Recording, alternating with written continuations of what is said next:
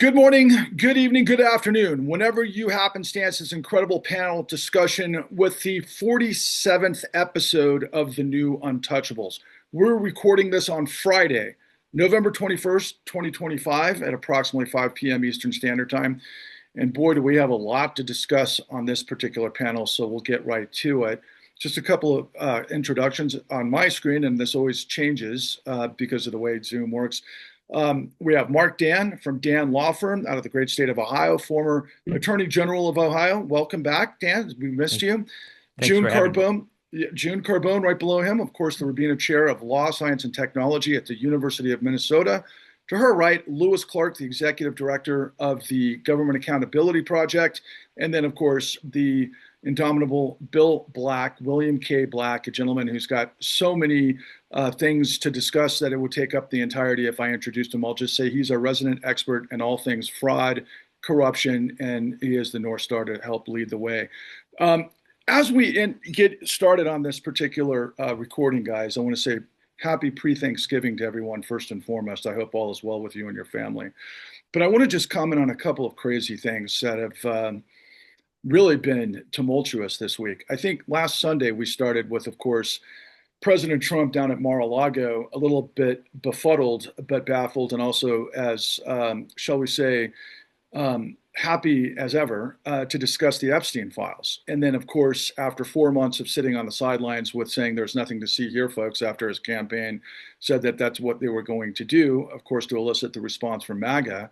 Of course, we got the decision, I think, a few days ago on releasing the so-called Epstein files and everything that will reveal or not reveal, but particularly as it relates, obviously, to cherry picking. And of course, in the political knives are out in every direction. But it also bears bringing to the forefront, of course, this insanity with Lindsay Halligan as it relates to, of course, James Comey and Letitia James. And then, further, that was really interesting. I don't know, interesting so much, but in terms of the reaction to seeing Mohammed bin Salman in the White House with Donald Trump in the midst of all of the Epstein files and everything else that, were basically being questioned of both. But it was really intriguing that there was a question from an ABC reporter regarding one, Jamal Khashoggi, and two, mention of the 9/11 families, which was it elicited quite a response. But I will say, just for the viewers out there, that I found it very interesting that Mohammed bin Salman had addressed for the first time that I'm aware of 9/11, and he had made a statement that the whole point was that obviously Osama bin Laden had been trying to drive a wedge between the Saudi kingdom and, of course, the United States, and of course Trump and Mohammed bin Salman are doing everything that to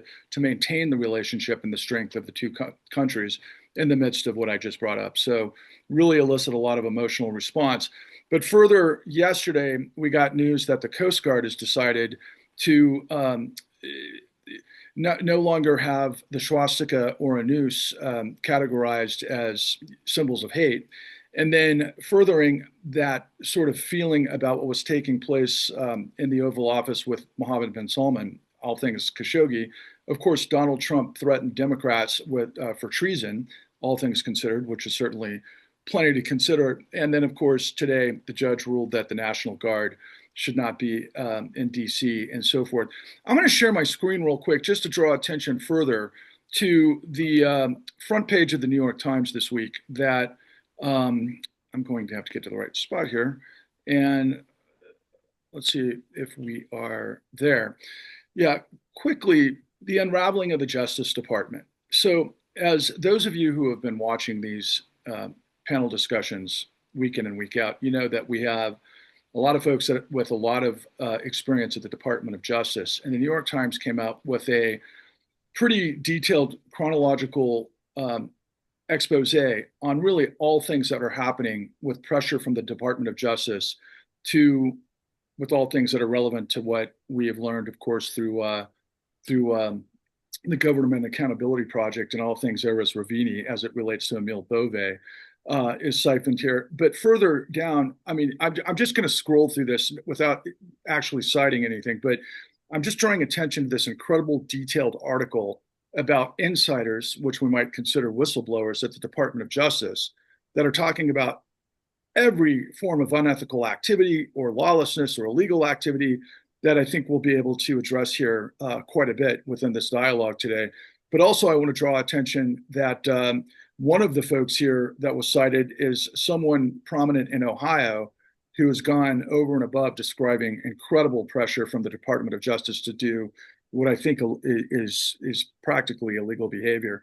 And then just on the up note, though, as we move forward through all of this corruption and everything that just we're deluged by every day, I found this to be good news, guys. A fraudster pardoned by Trump gets 37 years for running a Ponzi scheme after he was pardoned by Trump. So in the midst of all the darkness and everything else, there's a light of hope there at the end of the tunnel. And I think we should get started with you, Lewis Clark, from the from the Government Accountability Project, to maybe just respond and address some of these things that I know you're deeply involved with. Well, yeah, certainly our focus has been the Department of Homeland Security and Department of Justice and Voice of America, and we have a lot of insiders, only a fraction of whom have gone public. But I don't think anyone's really done a survey of what the attitude or the thinking of the employees at the department. But everything that we're seeing certainly is that the morale is not only really low, but there's also a determination on the part of a significant number of people they're not going to participate in moves that are obviously political rather than ethical and moral and lawful. So they're just not going to do it. So I think that are going to see continued turmoil. I think it's going to get much more, much more acute going forward. Right now, of course, we're representing Eris Rovini, who's whistleblowing who was in charge of, or essentially the deputy in charge of, the immigration cases at the Department of Justice. He's been there 16 years, has a stellar record, won a lot of awards for his prosecutorial talent. And then all of a sudden he was put in a position of being ordered to essentially lie to the court.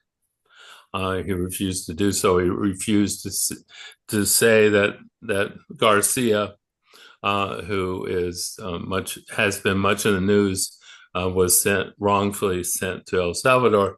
So Eris refused to say that he was a member of a gang because the evidence was not there to prove that, and that he was not an extremist or a terrorist, which they were also trying to get him to say, and he refused to do that. In addition to that, he told the truth to the judge that it was a mistake that they sent that man to El Salvador.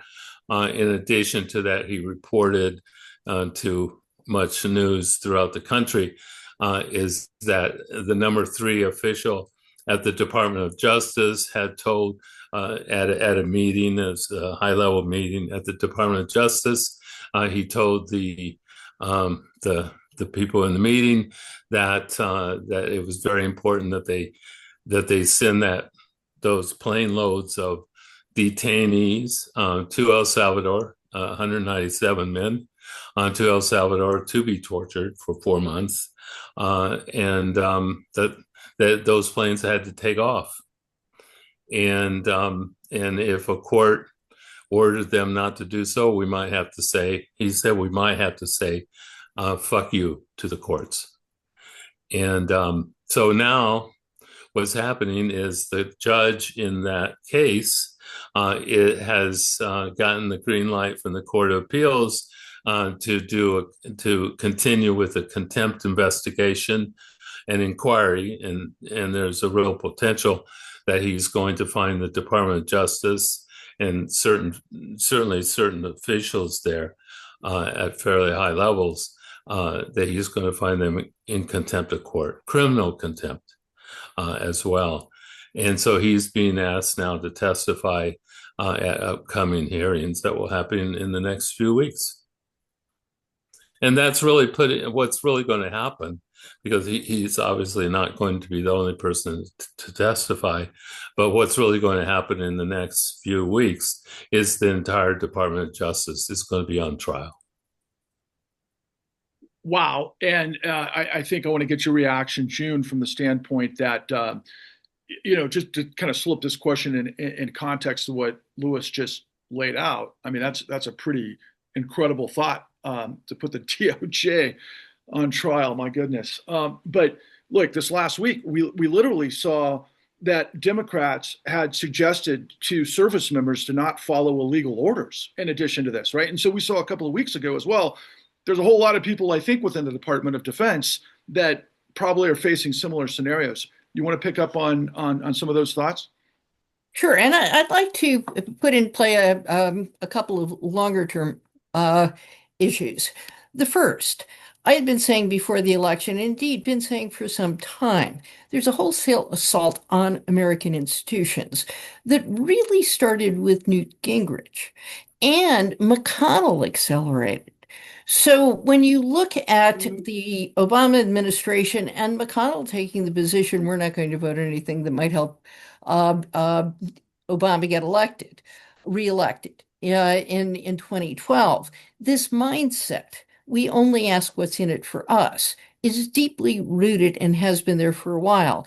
And I've been saying the last institution left that still stands for honor, for integrity, for putting the mission and the people around you ahead of yourself is the military. Indeed, to an Israeli friend, I said the military, the last institution left that still represents feminine values of care for others, self-sacrifice.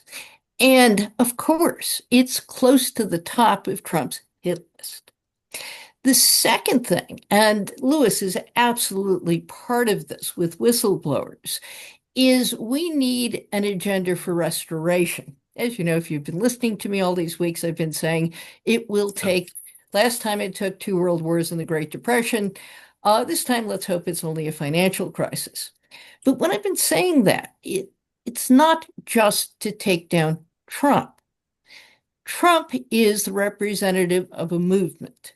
Now, 15 years ago, I described that movement as the rich, the religious, and the racists. The way they fit together today is a little bit different, but you still have an overlap between the old Reagan coalition and the new Trump coalition, and they're a little bit different.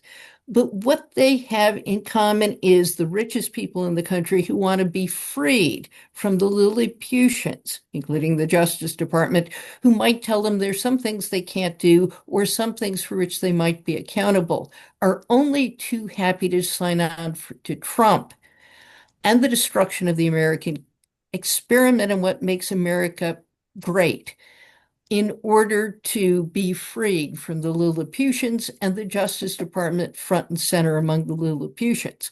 And it is that coalition that needs to be defeated.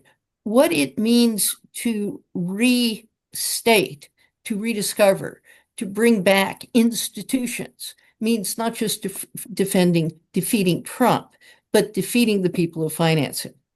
The third point, on a note of worry. So, like everybody else, I love listening to the people who say Trump is about to collapse. And, the latest on Midas Touch about how he's losing it mentally, I listen to him and I don't see any of this as any different from Joe Biden. He's old. All of the flaws he had when he was younger are now worse. But what I found more compelling is something that came from somebody commenting on what happens when people become ill, physically ill.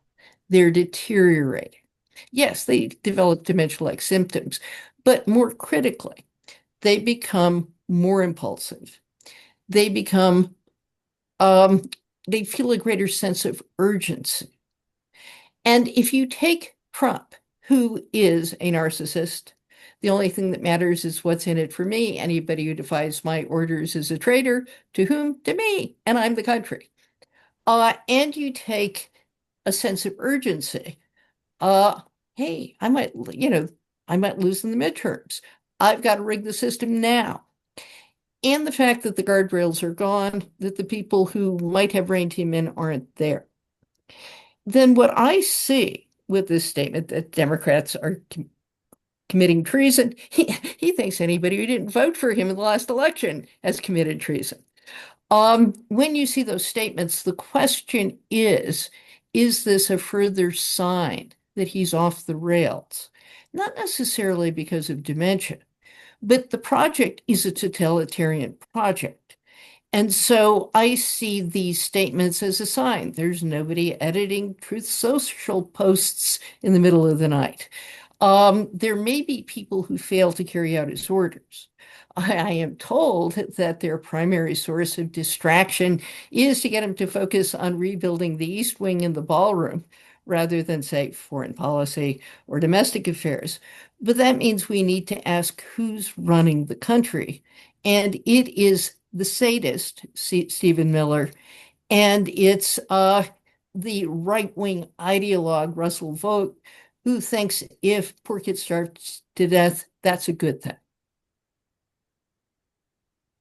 Right, which I might interpret, to be honest with you, is, in the case of, Stephen Miller, whatever billionaire, sort of consortium behind the scene that created this sort of petri dish experiment at Breitbart, first and foremost. And then when you think about Russell Vogt, as we discussed a couple of weeks ago, I mean, this guy, came up through Phil Graham's office, right? So as you laid out this continuum, we know exactly where they came from and who they serve, right? So, Paul, given your professionalism in your decades-long fight in the trenches at the highest levels of the Department of Justice, I found myself, I mean, it's, again, I love to reference the fact that you've got a great sense of humor, but there's nothing funny about this, right? But at the same time, the ineptness, the just ridiculous unprofessionalism of everything that's associated with this administration, the buffoonery, it's so off the rails, as June just described. I mean, I don't think I have to wonder about it. I'm happy to say it's off the rails.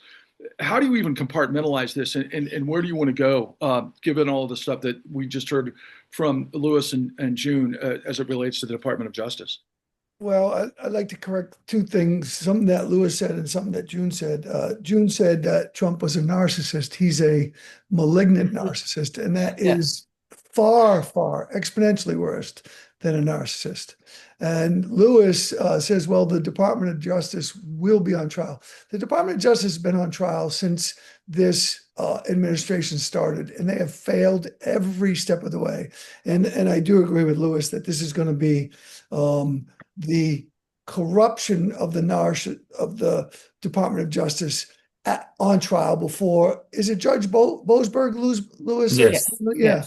Because he doesn't suffer fools well, and he's a terrific judge. And I think that what we're seeing here is what we all of us who are lawyers know, that this is what happens in court. You can't say stuff that's not true. And you can't, if you're a prosecutor, you can't even hint at something that might not be true. Your obligation is only to tell the truth. So when the court in Virginia had to suss out of the prosecutors that this indictment was returned without having been reviewed by the entire grand jury, the new indictment was reviewed, that was not something you should have to suss out of prosecutors. They're supposed to come forward and tell you things like that. I heard from people that when Halligan announced in the courtroom that the indictment probably wasn't seen by the whole grand jury, but was just seen by the foreperson and another grand jury person. And I don't know what role that person had. I heard that because there was a ton of former prosecutors in the courtroom, I heard that there was a gasp in the courtroom, like, how crazy is this? So I think that the Department of Justice has been on trial in every form for months and months now. I think they've actually failed every test. We have commentators regularly on TV calling it the Department of Injustice now. I think we've talked about how many generations it's going to take to rebuild this.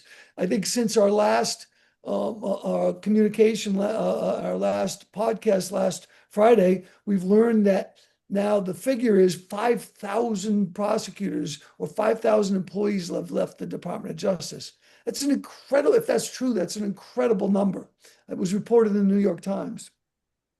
And one other number that I heard that was deeply compelling is that the number of people dead since they shut off money to all of our foreign assistance programs is over 600,000. That's extraordinary. And I don't think we've ever experienced anything like that in our lives. So from the Department of Justice perspective, I agree with Lewis. It's on trial. It's going to fail. It has failed every test. And the question really is where we go from here. And I don't think that for the next 3 years, we're going to really be able to find our way through repairing this Department of Justice. It's lost right now. You guys called all of this stuff 6 months ago, and I'm going to turn this to you, Bill, because those numbers, I remember hearing from Mark or Paul at the beginning when he said millions of people are going to die because of what Doge did to USAID. And I thought to myself at the moment, oh, he can't be serious about that number, can he? And then I'm like, oh, wait a second. And you guys have been every week, weeks in front of the mainstream press. And suddenly the New York Times this past week, right, explores how many people in media, as are every podcaster under the sun, how every mainstream media person has failed to inquire about, at the bare minimum, all of these things that we're being questioned about now with obviously the Epstein files. And this group of elites that are above the law that have been able to handle this thing with all of the magnitude, of course, the financialization structure underneath. And of course, this last week, ironically, and no pun intended, Donald Trump, in terms of, okay, we're going to make the Epstein files public, one of the guys that are top of the list are none other than, Jamie Dimon, right? And all things considered. So, Bill, I'm sure you've got plenty to offer. I don't want to say anything more than what I just did. I can't wait to see what you have to say. Okay, so start just what you've already been discussing. What Paul was doing with that friendly amendment, adding to malignant, is what psychologists call a constellation of behaviors.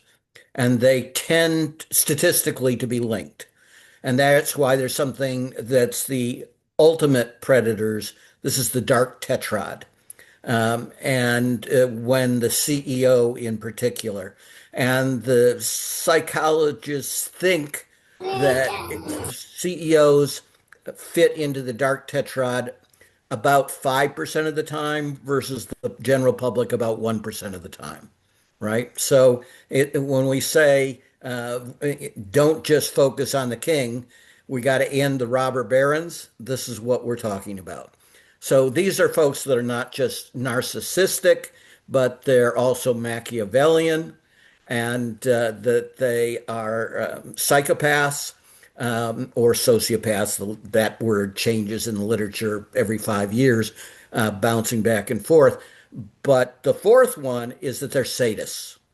And you can see at the absolute top levels, the folks who are really the presidents, directing policy, the malignant policies and such, that's the common thing they share, that sadistic element. They really hate America and Americans and the whole concept of democracy. Their heroes are MBS. I mean, we just had the President of the United States denigrate the victim who was not just killed, but tortured and dismembered to be killed. And the President of the United States dissed him and praised the person, even though his own administration, not this one, the last time he was in, found that MBS was in fact in charge. All right. So I've mentioned when you're trying to, if you're an honest CEO, it's actually kind of hard to weed out dishonest people because they have an incentive to hide it. But if you're Trump, if you're a league of predators, you want dishonest leaders everywhere. And so the simple screening test is the best. Are you willing to lie about the attack on the Capitol? If you're willing to lie about that attack, if you're willing to take the worst criminals from that and eagerly facilitate them getting pardons, not just pardons of their crime at the Capitol, but even prior crimes. And some of them are now recidivists the third time around already, right? That gives you, at the senior leadership, reliable slime. And that's the hard part. Because two things that are true that are in tension. Paul is absolutely correct that the Department of Justice has failed, but the Department of Justice attorneys have overwhelmingly not failed. Right? They have acted in many ways superbly. They were willing to take up positions that we really identify with. Again, a number of us are alums of this. We were super proud to be these kinds of attorneys. It's a great job, interesting cases. A lot of your identification is with that position, and they've been willing to give it up. They've been absolutely unwilling to lie. They are the threat as Trump looks at them. And an example of this, but switching it now just from the Justice Department realm, was shown by the Democrats who come from national defense and intelligence backgrounds, and that video they made, right? That you can, and one of them appropriately said, you must refuse to go forward with an unlawful order, right?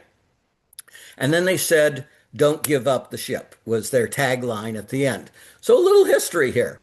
So first, that phrase, don't give up the ship, that was in the War of 1812, we tend to lose all the land battles, but we did relatively well in the naval battles, many of which were on the Great Lakes and such, the parts of the world that Jude and I come from. So that famous phrase, don't give up the ship, well, he died, the guy that gave that offer, and they gave up the ship because, not because they were defying the order, but because it had just become pure slaughter. They were not able to inflict any more casualties. It made no sense to continue with that order. They fought as long as it was, you could mount any kind of defense. And at that point, when it simply became a slaughter of the troops, the sailors, there was no reason to continue. But more importantly, and I'm happy to pass off at whatever point, Lewis, you want to take this over. This is the most famous thing at the origins of whistleblowing in the United States, which go back to literally before we had a constitution. When we had the Declaration of Independence and we were fighting the war, we had a whole series of whistleblowers come forward and against an incredibly prominent person, a person who politically was of the sort of the royal family of Rhode Island. His brother had been a delegate and was now the governor at the time this is happening of Rhode Island, and was an immense power. And the guy was wealthy. And the Continental Congress named him our commander-in-chief admiral of all our naval forces, which weren't vast at that time. He began a whole series of awful actions, and 10 mostly sailors and Marines came forward and blew the whistle. And they came to the Continental Congress. But first, he, the admiral, used a quasi-civil, quasi-criminal device to actually imprison them. So it's a sort of a criminal libel action in those days. And the Continental Congress passed a resolution, which Lewis can tell you all about how we on that date, have done modern resolutions built on it. But that resolution, I'll just quote the key word. It said all of our troops had the duty is the word they used, to come forward and blow the whistle. They didn't use blow the whistle, that was a modern phrase, but to inform the Continental Congress of these abuses so the Congress could act and prevent the continuation of the abuses. And the Continental Congress recognized that this very rich Rhode Island top admiral was also using his wealth to go after penurious whistleblowers. So it actually took U.S. funds to help fund their defense. The antecedent, again, of a whole bunch of laws that we only got back to centuries later. So I'll just stop there, but they are absolutely wrong. And the criticism that George Washington would have hung them is a vicious lie about George Washington and the quality of the Continental Congress. We were better than this in our origins. The Uniform Code of Military Justice says that you can be prosecuted as a principal if you go forward with an illegal order. It also says it is a defense, although a little free advice. It's a difficult standard, manifest standard. So we're not pushing people that willy-nilly to breach orders when they don't have, really superb cases that the order is illegal. In any event, if this is something where the congressmen and senators for the Democrats were absolutely right, and the people that said, no, we should be executing people who refuse to commit crimes were as wrong as possible. And I'll turn it over. Mark, I'm going to guide this to you, but I just want to say in this transition that I continue every week to be inspired by all of you. Every one of the people on this panel have spent decades in the trenches fighting the good fight for integrity and justice, and the reason many generations later from what Bill just described, and you're no exception to that. You in your own right in Ohio did what nobody else did, right? In terms of what led us to you in the con. But further, you've been there, done that. You've seen it all. I know you have, as an attorney general, and also in politics, and also in all of the other elements that your long career in Democratic politics in the state of Ohio. And we've talked offline about the things that have been brought to the fore by Alex Gibney, of course, in Ohio Confidential. And I know the cases that you've been involved with corporate law and the heavies in the racketeering and all of these other elements. But I would imagine even you, who has seen it all, what we're in the midst of has got to feel next level. And I'll just pick up on one last thing, given what Bill just said, particularly as it related to the Coast Guard yesterday.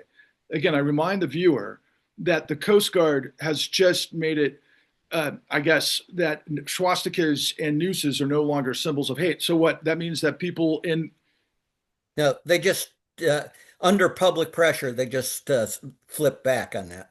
Oh, they did. Okay, well that's good to know, because I was thinking maybe it translates to tattoos or whatever. Oh, really? Now they'll have to take all the swastikas off the boats. The tattoos, they're going to be hard. That's painful. Yeah. Well, so enough said, Mark. I look forward to seeing where you run with this. Well, I mean, we live in extraordinary times, and I don't know that I have a lot to add to what Bill and Paul had to say about this. I can tell you this, on the Comey indictment this week. I got a call from a colleague who does probate work And he called me late at night, late last night, and said, "Look, you know something about prosecuting people, and my wife can't understand how where on the scale of absurdity is it that a grand jury would vote on an indictment that they haven't seen." And I said it's unheard of. But so much of what we rely on depends not on the letter of the law, or the strict proscriptions and requirements of the Constitution, but on a developed set of expectations and history and precedent that's developed over hundreds of years. And when you encounter a group of people that are willing to just discard that, it's like trying to prove a negative. It's like trying to I mean, it's like trying to prove, to argue that nobody's disproven that autism is caused by vaccines. Well, nobody's disproven that cats aren't born from umbrellas either. But that doesn't mean that it's true. And so you've got a combination of as and I love June's summary of the components of the Trump coalition, the racists and the rich people and but the rich people have been planning this attack on conventional oversight of their behavior for 40 years. And Trump is really their chump in all this. They are pulling a grift on the grifter. He is carrying out their wishes, and when you talk about vote, I mean he's their he's their man on the inside, as you would say, executing all this. But they understood all these years that if you just stripped away the tradition of honor and integrity, and precedent of behavior that's civilized, that their businesses could go unoverseen, and the public would go unprotected, whether they're consumers, whether they're babies sleeping in unsafe cribs, whether they're they can just regulate, let the market regulate itself. So that's, I mean, I think that's what we're seeing here. And it's creeping everywhere. When you put somebody in a federal grand jury, who's a civil defense lawyer, and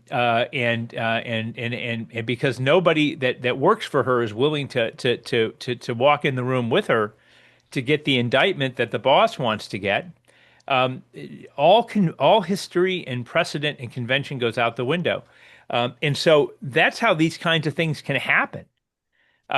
Because there's just a complete willingness to discard that history and that precedent and that respect for tradition, that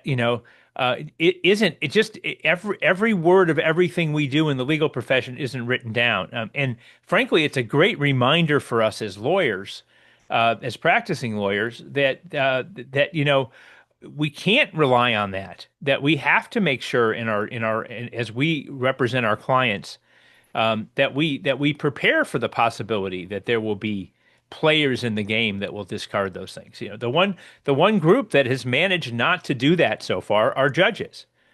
The buck has literally been stopping on the desks of federal district court judges, who have refused to play that game, who have refused to allow the game to be played out in their courtroom. And I think you'll see that with Comey when they dismiss the indictment, because of the way that it was it was done. Now, I just saw a news flash that the Trump Justice Department is now backing off the statement that the grand jury never saw the indictment. Now all of a sudden they're changing their story.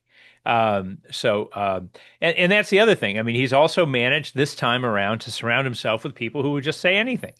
Somebody who will stand with a straight face and defend him calling a reporter a piggy yesterday was just an amazing. It was. I don't mean to be flip, but it was an amazing thing to watch. This is the press secretary of the United States of America. I mean, I'm a big West Wing fan. I could just if C.J. Craig was really alive, the press secretary on the West Wing, I think her head would have exploded yesterday. With the defense of that the defense of calling somebody a pig. In commenting on their personal appearance by a president of the United States into trying to distract from the question that the president doesn't want to answer is an exercise in honesty and integrity.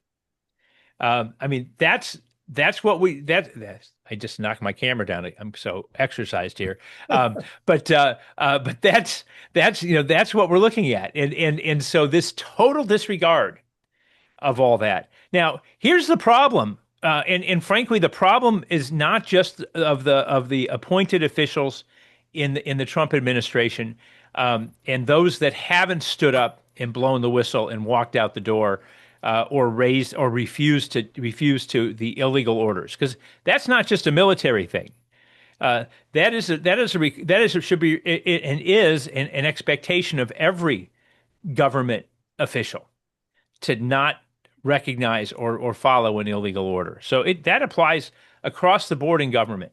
So those people are at risk if rationality is restored in 2028, and a president will appoint people who have respect for the history and precedent and traditions of those offices. They'll be subject to potential criminal exposure. And the corporate officers who have been bribing their way towards the expansion of their businesses internationally through the tariff gamesmanship, domestically through the removal of regulations, those that have bought their pardons or bought pardons for other people. They're all subject to criminal prosecution in the next administration, and it won't be a Trump-like retaliation for bad behavior. But this would be legitimate prosecutions for truly bad behavior, and I think those folks need to think about that. I guess the news flash of the week is the Democrats in Congress have dumbed down finally to a meaningful message, which is stop following illegal orders. Now six of 535 Democrats what is it, like 200 and 300 and some Democrats, but nonetheless 6 Democrats have actually communicated to the public what the heck, not only what is wrong, but what to do about it.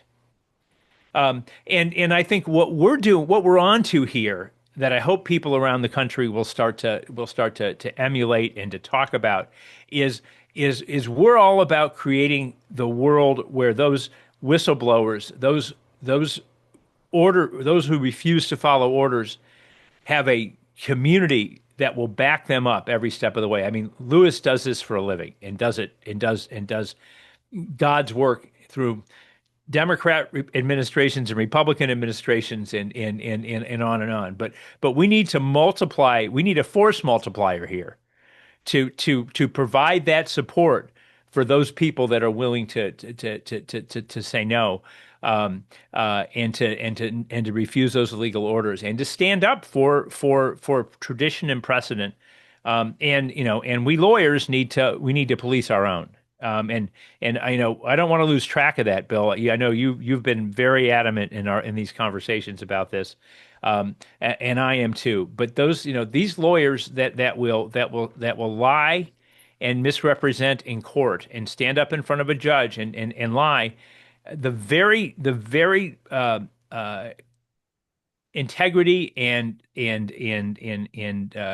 ability of the justice system to work depends on court officers telling the truth.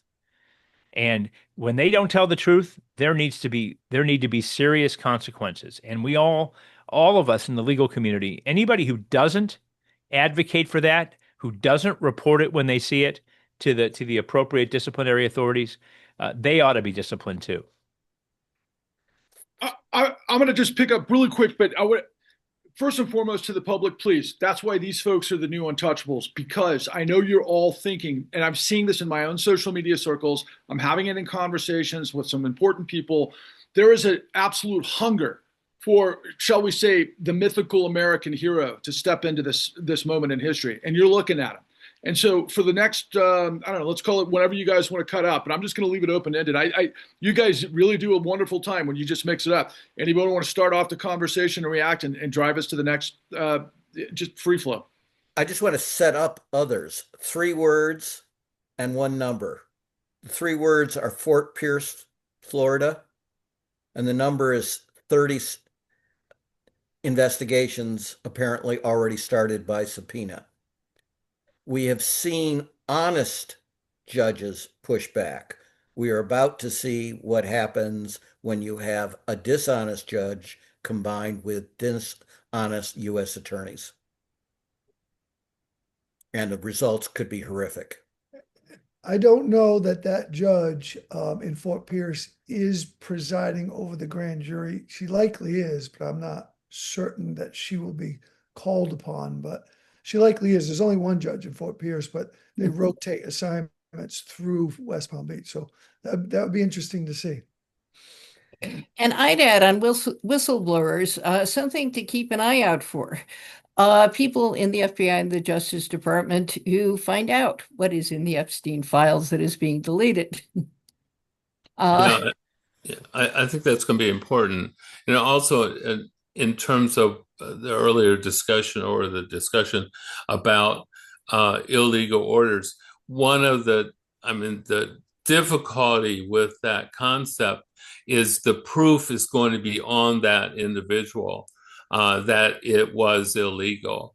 And that's one of the areas of which these people who do step forward are going to need help. They're going to need considerable help to be able to prove the point of why they chose to or were compelled by duty to disobey that order, because there's going to be enormous pressure on them, and there's going to be, as we've seen, throughout the government. I think we've seen things that were blatantly illegal be explained away, by officialdom, even though obviously it's a lie. But basically, these people are going to need that support, and that's going to be, they're going to be needing that support and that help. But if they get it, and they are able to essentially prevail on proving the point that it was indeed illegal, then we're going to have a lot more people coming forward.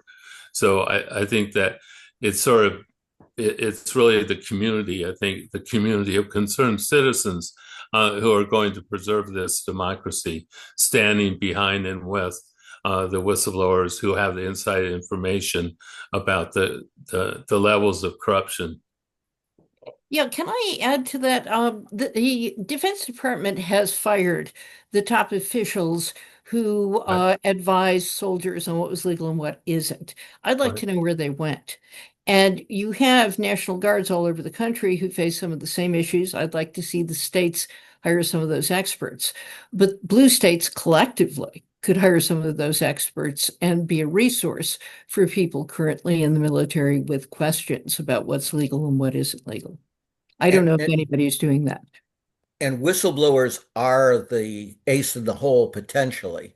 because these clowns are so bad that they, have continued to say things in front of honest people who Yeah. themselves end up being whistleblowers. And if they can testify that, there was a signal and they deliberately use signal to delete the written documentation, but they were present and heard that comment, then that could really turn this around in an enormously big way.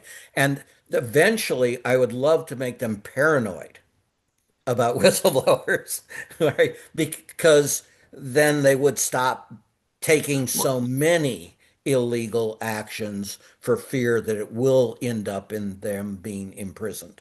Because they obviously don't care about their reputation.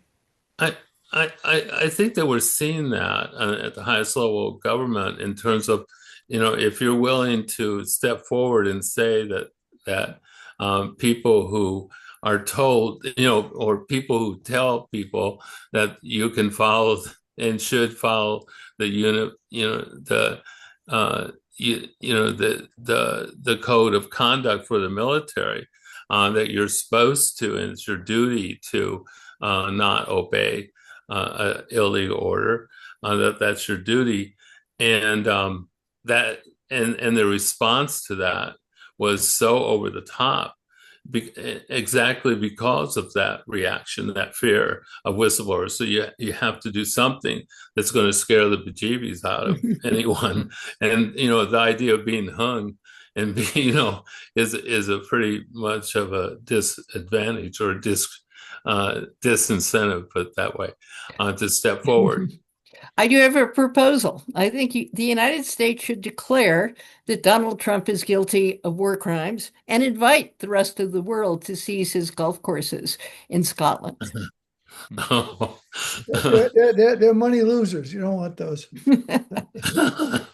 Or the new Saudi investments. Oh, yeah. No, but I would like to see 50 flag rank generals and admirals make their own version of it and say that, you have slandered George Washington. Yeah, I would like to see that, but but that's not what we don't need them to do. What we need them to do is just to tell their higher ups, and hopefully the Congress. No, I mean as well. former. I mean former. Yeah. Oh, former. Yeah, absolutely. Former. Yeah, I can see that. Yeah, I thought you were talking about people who are now on No. duty. Yeah. Okay. No, that Okay. that would be a very bad idea. Yeah, that'd be walking the plank for no reason. For no reason. Yeah. You don't have First Amendment rights really, or limited First Amendment rights Right. when you're in the military service. Talking about policy, I guess, and politics. So is everybody good for their final comment? Everybody good? Okay, so let me just offer. I have one other thing. I hopefully it'll be very brief, but I think that we were talking, or it was brought up, the idea of solutions. And I think that one of the things that we really need to work on is that every scandal that we're now seeing, one after another, needs to be, as we've said, needs to be investigated. And there's two aspects of that investigation. One is the reform on the scandal itself. So that's resolved, and addressed. But secondly is what guardrail would have prevented that scandal from happening.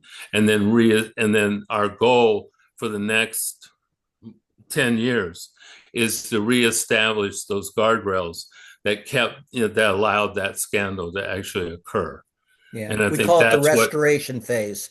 Yeah, and I think that's what our job is here, actually, on this panel, is to think in those terms as well.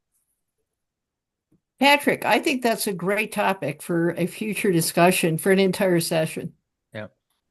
Well, then it's a good one to do, and we will, Ms. Carbone. Thank you. And I will just say this in closing. I know there are so many of you that are overwhelmed. You're lost in translation. You don't know what can be done. You don't understand some of these big pictures nor the granular details. These folks do.